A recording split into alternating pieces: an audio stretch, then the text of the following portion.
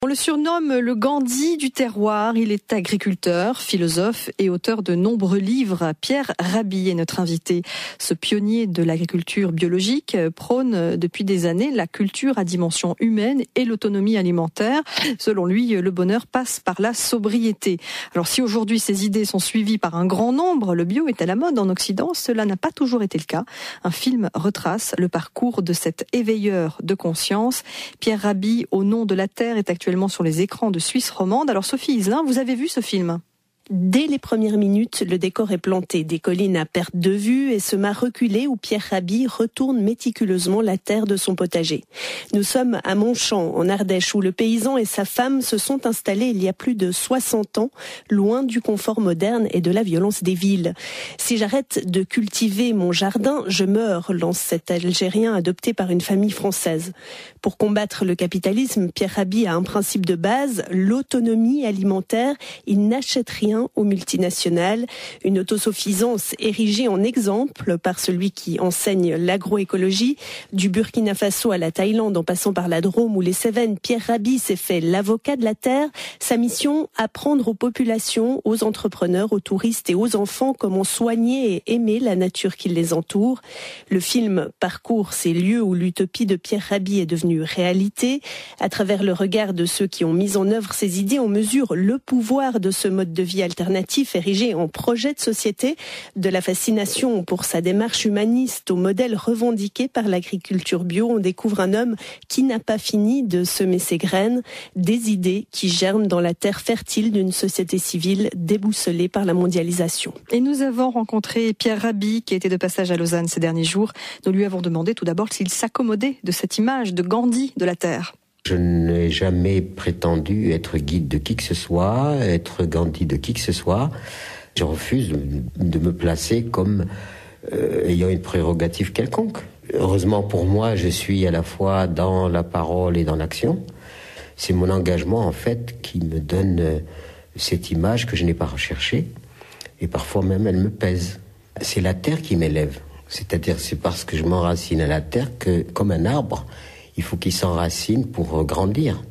Il lui faut la terre d'abord pour s'enraciner, parce que s'il ne s'enracine pas, il ne peut pas grandir. C'est quand même une grande dame, la terre, mais elle est malmenée, méprisée, méconnue, alors qu'elle est l'élément fondamental à partir de laquelle toute civilisation a pu se construire. Elle n'est pas reconnue. Voilà, s'il y avait une pénurie sérieuse, une famine sérieuse, tout d'un coup on se tournerait vers la terre parce que c'est elle qui va vous nourrir. Elle n'est pas reconnue, mais le bio est devenu très tendance aujourd'hui. C'est très vendeur, le bio, c'est très marketing. Est-ce que vous avez eu à un moment donné la crainte que votre image, votre message soit récupéré par le marché, par ce qui est vendeur ? Non, absolument pas. Disons que ce qui est vendeur, c'est un peu élémentaire. Pour moi, c'est pas parce qu'on va manger bio que le monde va changer. On peut manger bio et exploiter son prochain. Je veux dire, c'est pas incompatible. Il ne faut pas s'accrocher à la bio comme étant ce qui va modifier la société. Si les gens vont à la bio uniquement parce qu'ils veulent manger bio, ça veut dire qu'on aura manqué l'objectif qui est d'une façon profonde, c'est changer de logique sociale. Et la bio s'adapte bien au changement de cette logique sociale. Il faut faire attention à ce que ça soit pas simplement on veut bouffer bio parce qu'on a peur des pesticides. Si c'est que ça devient ridicule, quoi. Alors vous voulez éveiller les consciences, changer la société. Comment éveiller les consciences ? Est-ce que votre manière d'éveiller les consciences a changé en plus de 50 ans ? Ça fait des années que je mène le même discours, sauf qu'aujourd'hui, ce discours est entendu. Et je donne des conférences depuis des années. Aujourd'hui, c'est toujours salle comble. J'étais en Belgique, j'ai donné une conférence, il y avait 2000 personnes. Et c'est significatif de l'attention des gens à l'égard du message. Moi, ça ne m'ajoute pas un centimètre à ma taille. Je veux dire, je ne suis pas à la recherche d'une espèce de reconnaissance vaniteuse, jouant les vedettes ou quoi que ce soit.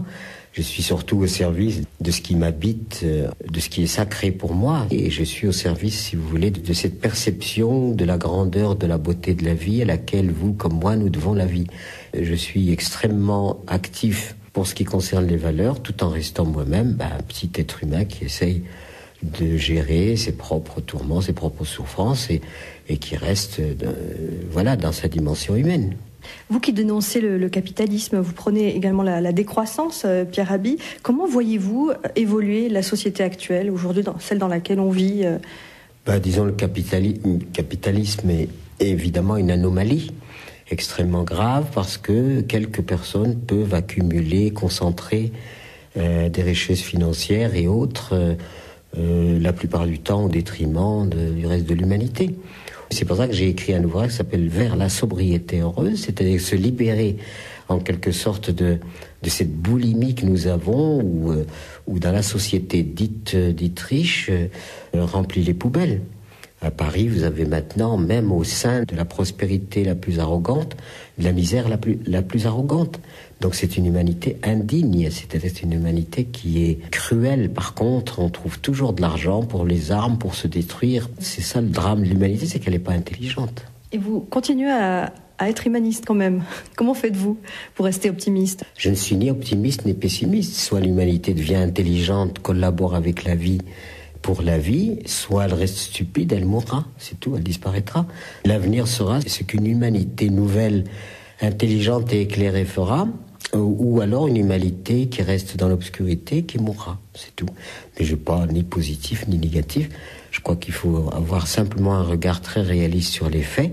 Aujourd'hui, on épuise les mers, on détruit les forêts, on pollue, notre eau est polluée, notre terre est polluée, nous respirons de l'air, du gaz, etc. Les semences disparaissent, etc. Donc, ce qui fait qu'on est dans un scénario catastrophe qui est un scénario sournois, qui n'est pas apparent, avec des êtres humains qu'on n'arrête pas de conditionner à accepter. Et on les conditionne à accepter, et même, ça va plus loin, on leur fait prendre toutes les erreurs pour des vérités absolues. Donc ce qui fait que ces êtres humains qui sont de plus en plus nombreux et manipulés, finalement contribuent à leur propre perte, quoi. Mais que faut-il faire ? Il faut réagir, il faut descendre dans la rue, exprimer une certaine colère ? Non, ça sert à rien. Ce qu'il faut, c'est réformer radicalement, disons, notre système d'organisation. Et le premier maillon, ça me semble être l'éducation des enfants.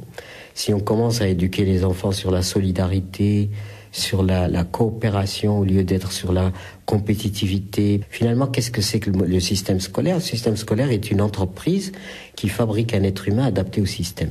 Voilà, c'est tout. Mais c'est pas de l'éducation. C'est en fait du formatage destiné à produire des êtres humains qui vont prolonger en quelque sorte le système. Surtout, n'en faisons pas des êtres qui vont s'insurger, qui vont réagir. C'est absolument terrible. Et puis l'autre élément qui est aussi extrêmement préjudiciable à l'évolution de l'histoire, c'est la subordination des femmes. Les femmes, au plan universel et planétaire, sont subordonnées aux hommes. La première catégorie opprimée d'une façon universelle, c'est les femmes. Elles sont opprimées seulement, on a mis ça dans la norme, c'est-à-dire que ça ne nous offusque pas de dire que les femmes sont partout opprimées. Voilà. Alors qu'en fait, quand je suis allé dans les pays difficiles comme Sahel, etc., c'est elles qui portent la société, c'est pas du tout les hommes. Les hommes ne tiennent pas le coup. Comment la société peut progresser ? Par l'amour. Sans amour, il n'y a pas de progrès. C'est la valeur la plus essentielle.